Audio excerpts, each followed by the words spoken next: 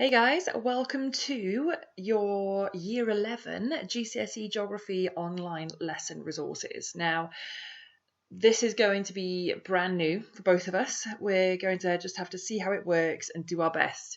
If you get stuck on things, please drop me an email straight away. I'm the only Gleason A on Hub, so I'm really easy to find. Drop me an email if you have any problems at all. We'll just get started and see how it goes. So first off, a little introduction. So before lockdown, we had started theme 5, which is the first theme of Unit 2. So you are halfway through your GCSE Geography course.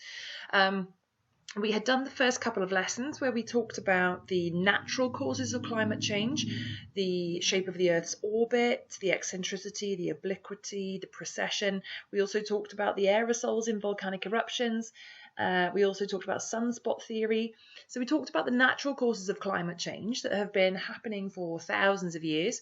And then we also talked about the human causes of climate change, what we refer to as global warming now, and how we're causing the carbon cycle to become imbalanced by burning fossil fuels, by deforestation, reducing the amount of carbon that's locked away by vegetation in that carbon sink.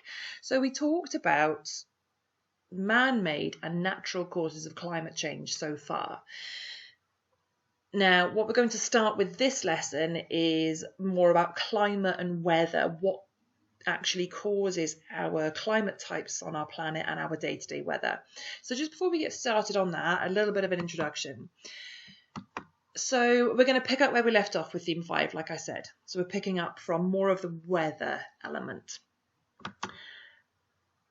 The two classes that I teach, we left off at different points. One of you had got a little bit further than the other. Mr. Jones's class, you might be on a slightly different stage as well. Don't worry, we'll mop up any gaps when we get back. But I've just decided that this lesson is going to be the starting point for everyone with regards to working from home. Now then, hopefully you've got your exercise book at home with you. I want you to continue working directly into that as if we were in class together. If you don't, you need to ring the school and they can find it in my classroom for you and either post it home or you can pop down and get it if it's safe to do so. Do not make a journey just to collect this book though. Otherwise, next time somebody goes shopping, see if they can get you an A4 notebook of some sort for you to start working in and bring that into school with you when we go back.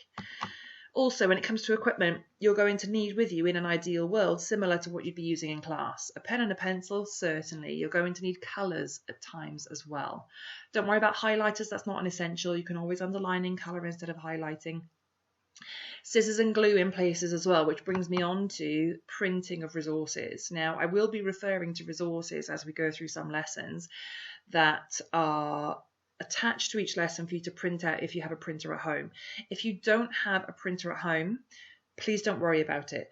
Each time I mention a handout, if you can't print it off at home to use it directly, I'll tell you how much space to leave in your book and where and how to write around that space so that when we get back, I can give you what you're missing to stick in the space that you've left. Okay, so try to set yourself up each time ready to learn as if you were actually in the classroom. Equipment to hand, resources printed out if you can, otherwise we're going to leave gaps, and an exercise book ready to go. Okay, so let's begin. We're going to start with the atmospheric circulation.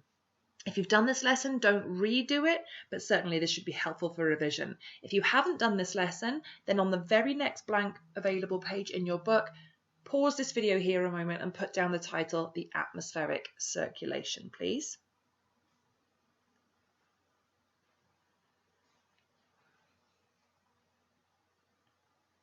Okay, so you don't need to write down the aims, they're just there as a heads up with regards to what we're actually about to cover. So we're going to look at the difference between weather and climate. They're similar but different, and you mustn't get them mixed up. It's quite often an exam question that they ask you to define the meaning of the word climate. What we're then going to do is link the concept of the atmospheric circulation to the location of the world's climate types. Now, this sounds like a massive word at the moment. We'll break it down in a moment. And then what we'll do is take our understanding of that concept and infer from a satellite image why there is cloud in some places and not cloud in other places. And then we'll move on to looking at high pressure and low pressure weather events, things like hurricanes and things like that later on. Okay, so the atmospheric circulation. The atmosphere is very simply the band of air, all right, around our planet that makes it possible for life on Earth to survive. It stops us being too freezing cold out in space. It makes the air around us breathable. Circulation is very simply how something moves. So all this lesson is about is how the air around us moves and how that movement creates different climates, like tropical climate around the equator, but polar climate in the Arctic and Antarctica. All right, so we're simply looking at how the air around us moves today, why it moves the way it does, and how that creates different climate types. So, to start with, the difference between weather and climate. Now, when I ask you this in class, a lot of you often say that one is to do with temperature and one is to do with rainfall. That's a really common guess. And I can see where you would get that prior idea from. But in fact, the difference is weather is the day-to-day conditions. What is happening outside the window right now? Climate is if you measured the temperature and the rainfall every day for the whole month, and then averaged it out, and then did that for the whole year and averaged it out, maybe even over a longer time scale. Take all of those temperatures, all of those rainfall levels, and average them out. What are the average conditions like? So, for example, tropical climate around the equator, it's hot and wet all year. That's the average conditions across the entire year. In Britain, we tend to have warmer, drier summers, wetter, colder winters. That is our climate. That's not to say that you won't get a warmer, drier day in winter sometimes, or a colder, wetter day in summer. That is the weather. But on average, what's typical is we have warmer, drier summers, colder, wetter winters. That's climate. Okay, so pop down the definition of weather and climate quickly, please. Pause the video here and do that a second.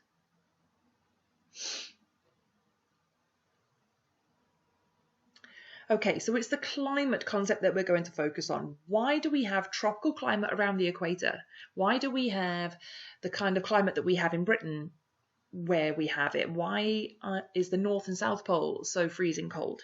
Okay, so there are three things that if you apply these three rules to everything that I'm going to tell you in this lesson, you'll get it. Okay, these are the three things. Warm air goes up. Now, we did this in year 9, but what we're adding in here is the concept of surface pressure, all right? Imagine that the air has a weight to it. So if the warm air rises away from the Earth's surface, it's like the weight of the air is lifting off the Earth's surface. It's low surface pressure. But cold air sinks. So again, if you imagine the air has a weight to it, sinking air pressing down on the Earth's surface, high surface pressure. Okay? You can only get clouds if the air is rising. If the air is sinking, no clouds can form. Write down those three rules, please. Pause the video here and do that quickly.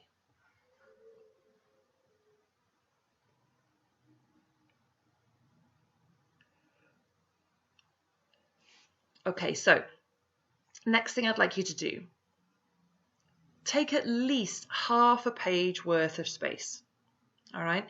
If you want to be on the safe side because you can't print resources at home, I suggest you take a whole page turned sideways and leave the middle of the page totally blank, because this diagram is going to go in the middle of the page and we're about to write all around the edge of it. There's going to be about 6 or 7 annotations and a key.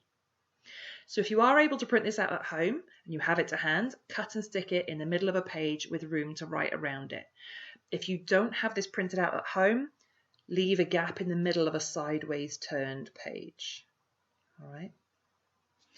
Okay, so what we've got here is a very simplified diagram of the Earth next to the sun. Now, obviously, we are not this close to the sun. We wouldn't survive very long if we were. Life on Earth would be completely incinerated. But just for the purpose of what we're trying to explain here, it's drawn quite close by. These dotted lines coming off, they mark the edge of solar radiation. Your GCSE now. We're not saying the sun's rays anymore, or the sun's energy, solar radiation. All right? So solar radiation comes off of the sun and it reaches the Earth's surface. All right?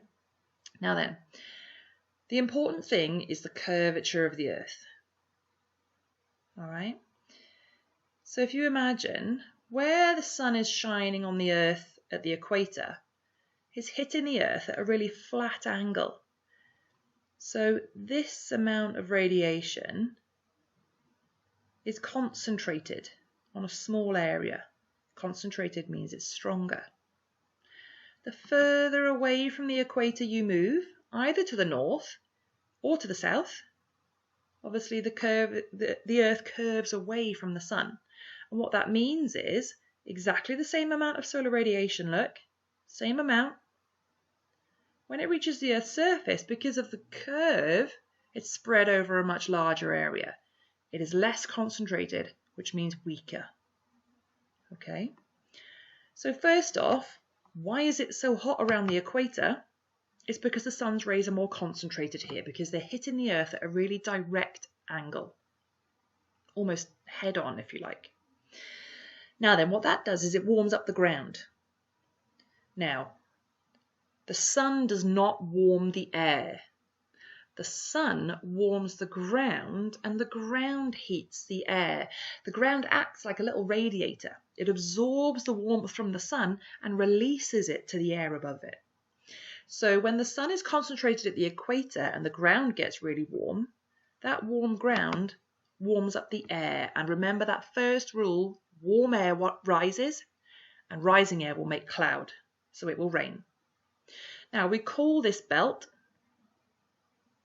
around the middle of the Earth, around the equator, the ITCZ, the Intertropical Convergence Zone. And this is what creates our tropical climate around the centre of the Earth. It's hot and wet at the same time. Because the sun's rays are so concentrated, it's hot. The ground gets warm, which warms the air, and the air rises, and rising air makes cloud. And cloud brings rain. So it's warm and wet all the time. Pause the video here a minute and put those two annotations on to start with.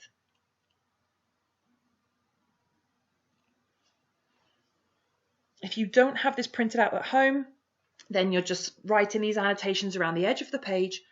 I'll give you this to stick in when we get back, and we'll add the arrows on.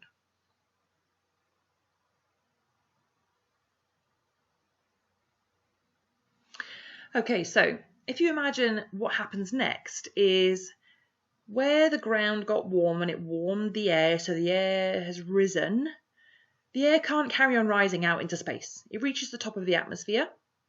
Okay, now remember I said it's the ground that warms the air, not the sun. So now that the air has risen and it's all the way up here at the top of the atmosphere, far away from the warm ground, what do you think will happen to its temperature all the way up here? Yeah, it will cool. And what was rule number 2? We said that cool air sinks. And sinking air cannot make cloud. Okay, so what that creates is a band of really dry climate here, where the air is sinking. Having risen at the equator, it cools now that it's not being heated by the ground anymore, and cool air sinks. Happens on both sides. So you've got virtually no rainfall around here and around here. And it's because the air is sinking. And lo and behold, look, Colorado Desert, Nevada Desert, Savannah Desert, the Gobi Desert in India. Okay, you get desert climate around here. So it's very, very dry because the air is sinking, no cloud. But you're still quite close to the equator, so the temperatures are quite high. And that creates your hot, dry desert climate. Pause here for a moment and catch up with that annotation. Again, if you don't have this to stick in, you're just writing these annotations around the edge of a page. We'll stick this in when we get back and you can put the arrows on.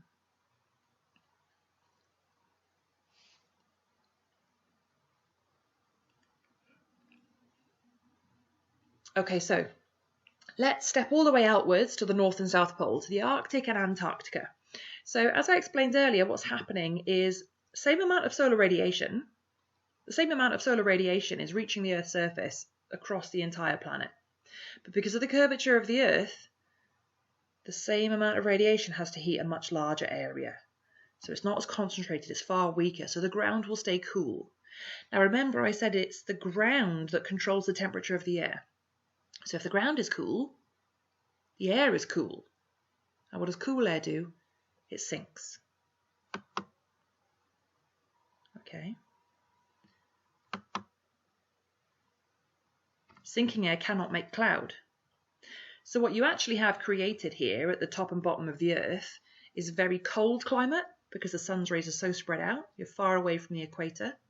It's actually very, very dry because it's so cold, the air doesn't really rise. You don't really get many clouds forming. Antarctica is actually the world's largest desert. Deserts are an area that receives below average rainfall consistently over a long period of time. Antarctica only actually gets about 2 inches of precipitation a year. A lot of the blizzards you see on documentaries are the high wind speeds whipping up old snow. It's not new snow falling. So you get cold and dry climates here. Add those annotations on.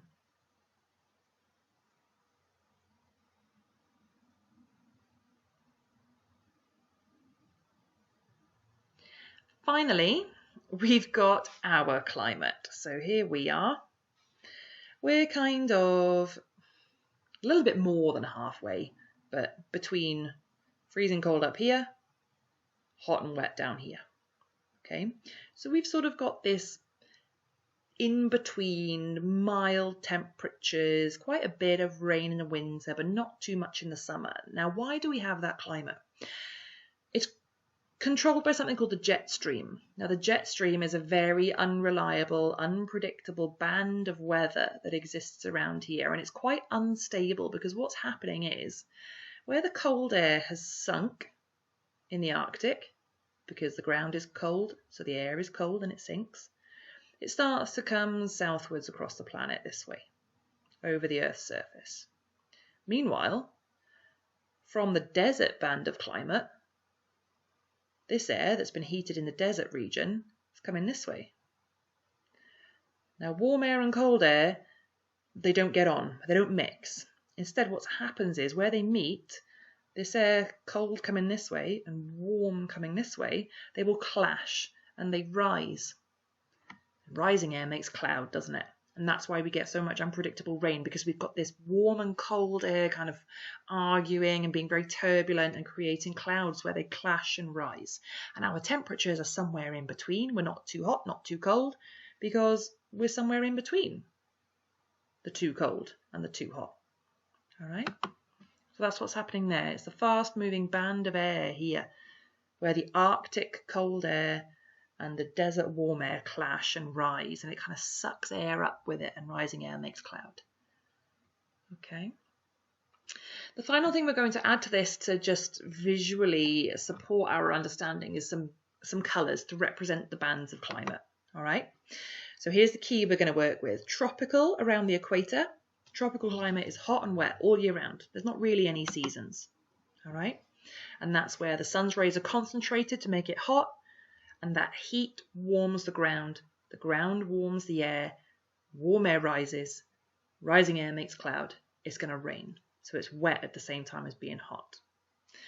You've then got, either side of that, your desert climate, where the air has risen at the equator, and because it's now far away from the warm ground, it's right at the top of our atmosphere, it cools down, and cool air sinks. Sinking air cannot make clouds, so it's very dry.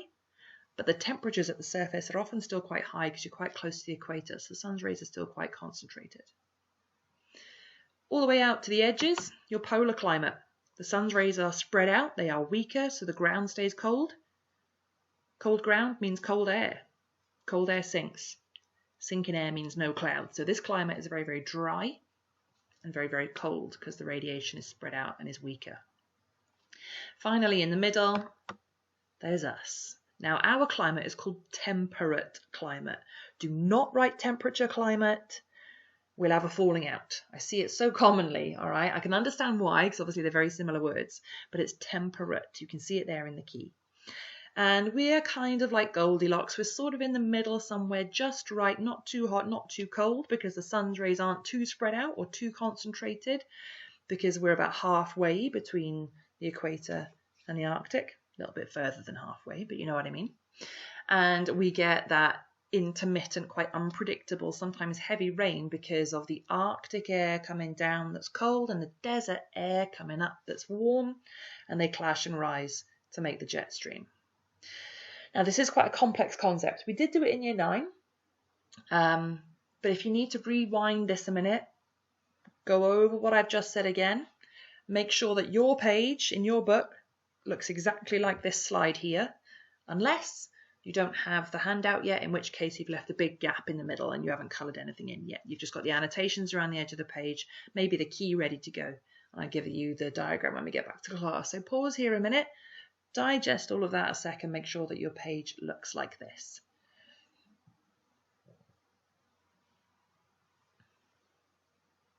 Okay, so we're going to take this understanding and apply it to a satellite image. So we're taking diagrammatical concepts and applying it to a real life context. So we've defined the difference between weather and climate. We're now going to link our concept of the atmosphere. Well, we've linked the concept of how the air moves to how the world's climate types are created. And what we're going to look at now is a satellite image and try to apply that knowledge to explain what's going on. So what you've got here is an image from a satellite. Anywhere where there is white fluffy bits, there's clouds. Anywhere where there's no white fluffy bits, there's no clouds. What I'd like you to do is, again, this is on the handout, so cut it out and stick it down if you've got it. If not, just leave a little gap at the top of a page or wherever. And I'd like you to copy and complete these 3 sentences on the side, 3 mini paragraphs, some of them might become. So, first off, there is cloud along the equator, like at number 1, because, all right? So why along the equator, where the solar radiation is hitting the Earth head on, why are there so many clouds there? What's making the cloud there? I don't want to see there is cloud along the equator like at number 1 because the air is rising. I don't want to see that. Go right back. Why is the air rising? What's making it rise? Okay, full explanation. A couple of sentences there. There is no cloud in northern Africa at number 2. Got a big empty area here. Why? Look back at the diagram that you've just coloured and labelled. Why does this area of Africa have very little to no cloud at all? Okay. And finally, number 3 is right over the UK. You can see here, look, over Canada, northern USA, over us, over the Scandinavian areas, over northern Russia, there's this kind of swirling area of cloud. Why is there that swirling band of cloud at number 3? What's making that cloud? All right. There is a word bank here to help you. This one should be a couple of sentences. This one is a sentence or 2. It's a little bit shorter, I'd say, perhaps. And this one will be a couple of sentences as well. Give it a try. I will be marking your books when we go back. I will be checking these things, so don't be afraid to give them a go. Please have some confidence in yourself. Just try it. You learn by getting things wrong, okay? Just as much as we then grow in confidence by getting them right afterwards. So pause the video here a minute and give that a try, please.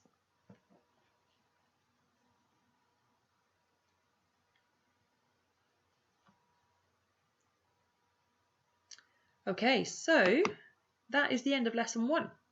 Done.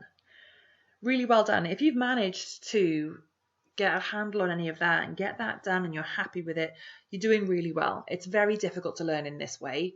All you can do is do your best, really. If you've got any questions, queries, worries, drop me an email, gleasona@hubcymru.net.